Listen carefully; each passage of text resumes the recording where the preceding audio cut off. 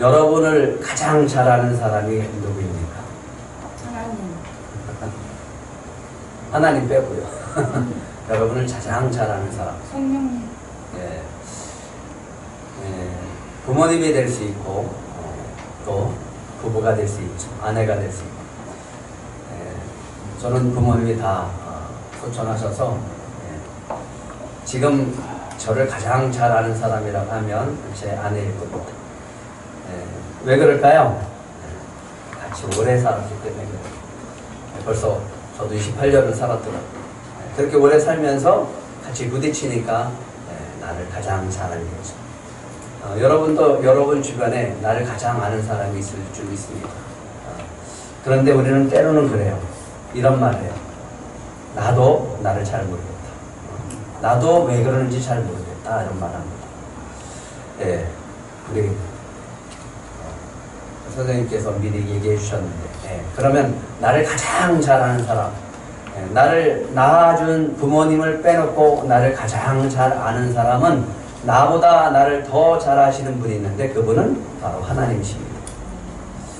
우리 시편 139편 13절과 14절 한번 같이 읽어볼까요? 시작. 주께서 내 내장을 지으시며 나의 모태에서 나를 만드셨나이다.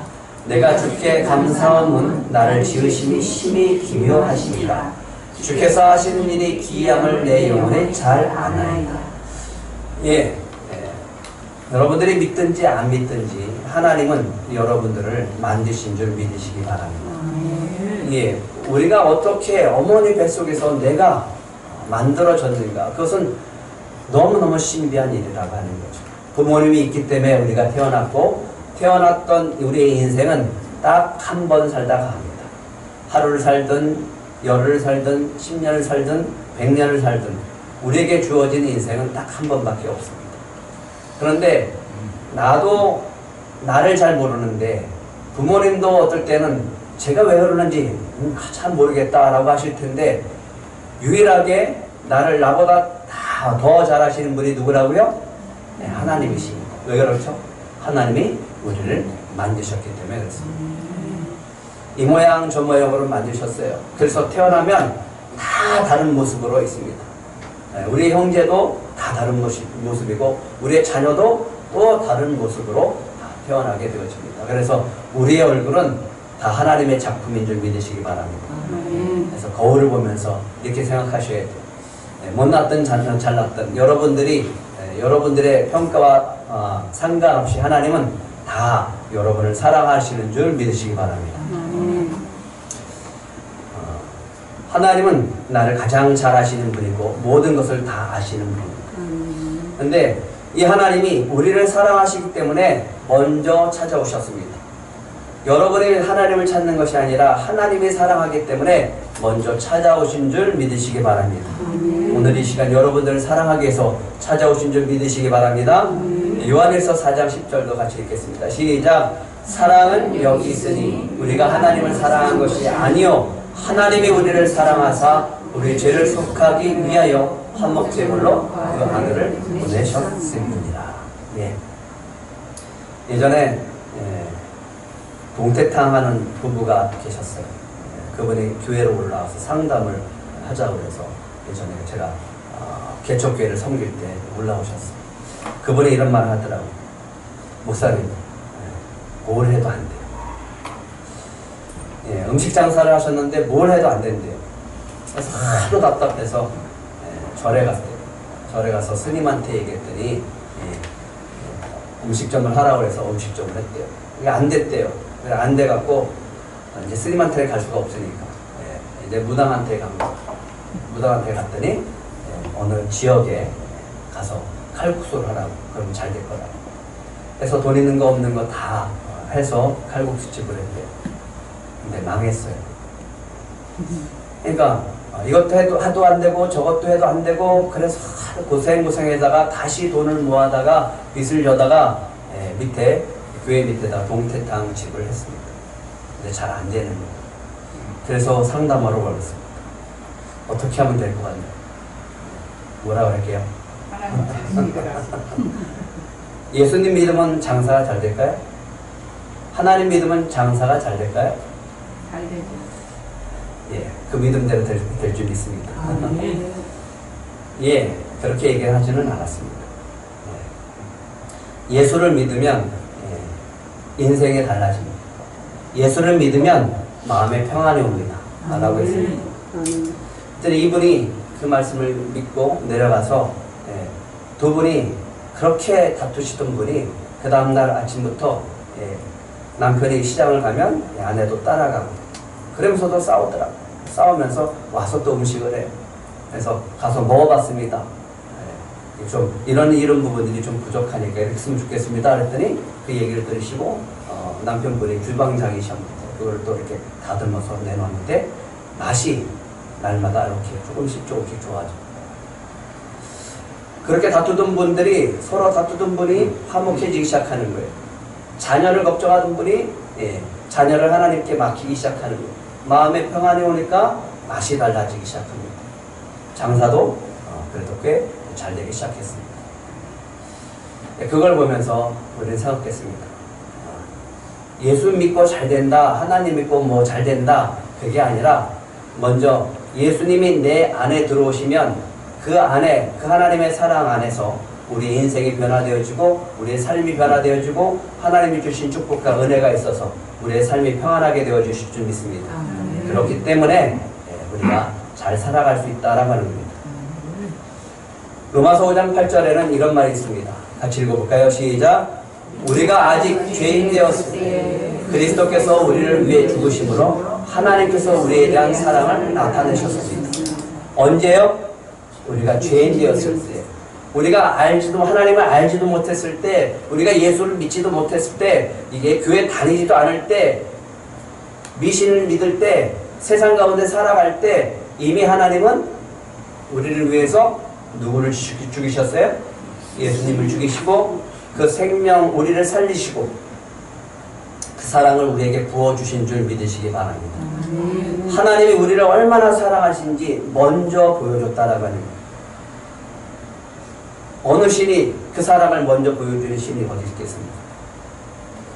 신은 달라고 그러죠. 우리가 바라는 것을 얻기 위해서 뭔가를 열심히 해야 돼요. 뭔가를 드려야 돼요. 그래서 겨우 받는 게 우리는 신앙생활이라고 생각했습니다. 근데 하나님은 달라요. 하나님은 먼저 주셨어요.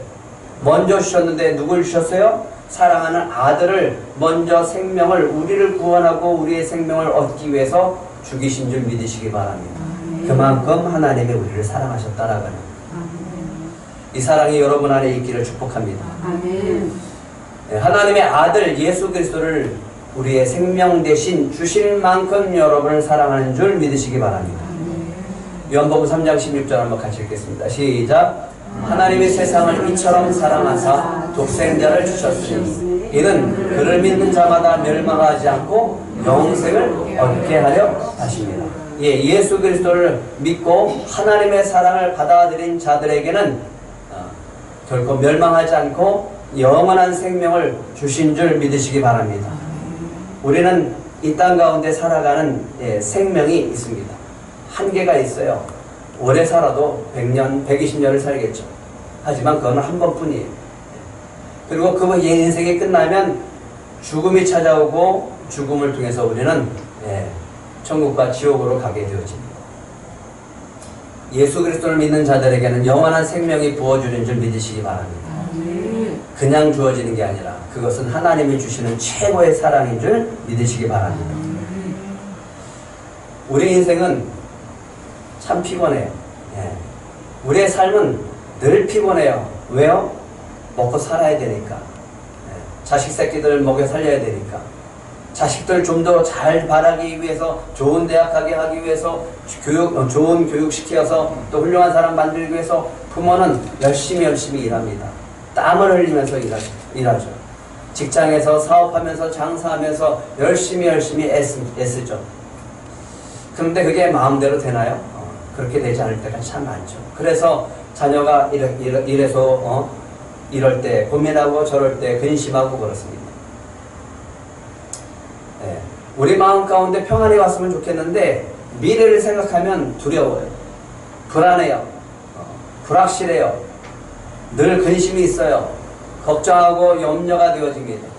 그런데 우리들의 삶 가운데 보면 열심히 살기를 원하지만 그 마음 가운데 채워지지가 않아요.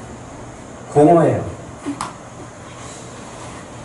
인생을 살다가 나이가 들었는데 내 주변에는 아무도 없어요. 그리고 내가 어렵고 힘들고 병들었을 때, 내가 지치고 힘들 때 나를 도와주는 사람이 없어요. 병들면 사람들이 맨 처음에 찾아오지만 그 병이 길어지면 아무도 없습니다. 나이 들어서 주변에 한 사람 두 사람 떨어지면서 외로워지기 시작해요. 요즘은 참 우울한 사람이 많고 불안한 마음을 가지고 살아가는 사람이 참 많습니다. 그리고 관계가 깨졌어요. 서로 이혼하고 부부의 관계가 갈라지고 부모와 싸우고 형제끼리 싸우고, 그래서 혼자 사시는 분들이 참 많아요. 관계가 다 깨져버렸어요. 세상에 나아가도 늘 불평과 불만 가운데 살아갑니다. 그런데 우리는 더 잘 살고 싶어요. 그런데 우리는 더 행복해지고 싶습니다. 이런 삶을 살아갑니다. 이런 영혼들에게 예수님은 오늘 이렇게 얘기합니다. 같이 읽겠습니다. 시작. 수고하고 무거운 짐 자들아 다 내게 오라. 내가 너희를 쉬게 하리라. 예수 안에 진정한 쉼이 있음을 믿으시기 바랍니다. 환경이 달라져서가 아니에요. 예수가 내 안에 들어오면 그분이 내 안에 주인 되어주셔서 내 삶을 평안케 하실 줄 믿습니다. 안식을 주실 줄 믿습니다. 근심과 걱정이 기쁨과 기대의 삶으로 바뀌어질 줄 믿습니다. 그럼 어떻게 해야 될까요? 네? 그러면 어떻게 해야지 예수님이 내 안에 들어오시고 예수님이 내 안에 주인된 삶을 살아갈 수 있게 되어질까요? 우리는 다른 신을 믿을 때, 신앙생활을 한다라고 할 때 이래요. 열심히 해야 돼요. 열심히 신을 믿어야 된대요. 열심히 뭔가를 해야 된대요. 열심히 그 신에다가 뭘 바쳐야 된대요. 우리들 삶에도 그래요. 열심히 뭔가를 노력해야 된대요. 근데 예수님은 아무것도 없습니다. 내 능력 필요 없습니다. 얼마 하면 돼? 돈으로 해결하려고 합니까? 아닙니다. 돈 필요 없습니다. 착하게 살면 됩니까? 아닙니다. 내가 뭔가를 열심히 해서 훌륭한 사람으로 공로를 쌓아야 됩니까? 그거 아닙니다. 세상에서 인정받는 사람이 돼야 됩니까? 그것도 아닙니다. 오늘 예수님이 찾아오신 줄 믿으시기 바랍니다. 딱 한 가지만 하시면 됩니다. 이것만 하면 됩니다. 같이 읽겠습니다. 시작. 볼지어다 내가 문 밖에 서서 두드리노니 누구든지 내 음성을 듣고 문을 열면 내가 그에게로 들어가 그와 더불어 먹고 그는 나와 더불어 먹으리라. 어떻게 하면 될까요? 문만 열어주십니다. 예수님이 오늘 오셨어요. 여러분들이 마음의 문만 열어주시면 돼요. 그리고 그분이 들어오시기만 하면 돼요. 한번 해보실래요? 오늘 주님이 찾아오셨어요. 오늘 여러분들의 마음을 두드립니다. 좀 마음을 활짝 열어보세요. 그리고 예수님을 내 마음에 초대해보세요. 들어오시라고 허락해 주세요. 그러면 들어가서 여러분과 함께 먹고 마시면서 여러분에게 평안을 주시고 여러분에게 은혜와 사랑을 베풀어 주시고 또 영원한 생명과 축복을 주실 줄 믿습니다. 마지막으로 같이 말씀을 드리겠습니다. 시작. 영접하는 자 곧 그 이름을 믿는 자들에게는 하나님의 자녀가 되는 권세를 주셨습니다. 무슨 권세를 준다고요? 하나님의 자녀가 되는 권세를 줍니다. 예수가 내 안에 들어오면 예수를 나의 마음의 문을 활짝 열고 예수님이 내 안에 들어오셔서 주인이 되면 우리는 하나님의 자녀가 되어줄 줄 믿습니다. 하나님의 자녀가 되면 누가 책임져요? 하나님이 책임져주는 인생이 됩니다. 그래서 우리의 삶은 평안해집니다. 기도하겠습니다.